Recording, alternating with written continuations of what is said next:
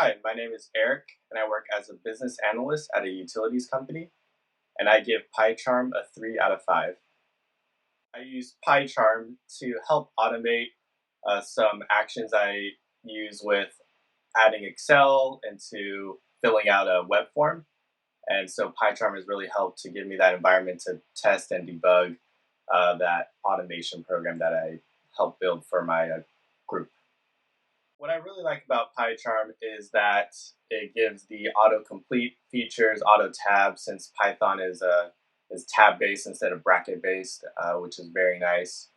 It also has very good debugging features and gives a virtual environment so you can kind of package your program into, I guess, what it would look like if it were to be on a server, so it doesn't get mixed up with your local, uh, I guess, files. What I don't like about PyCharm is that it's only, I guess, really feasible for Python. If you're using any other language to develop, um, whether it's JavaScript or Node.js, it's not really best suited for that. And I actually like to use a different IDE over PyCharm.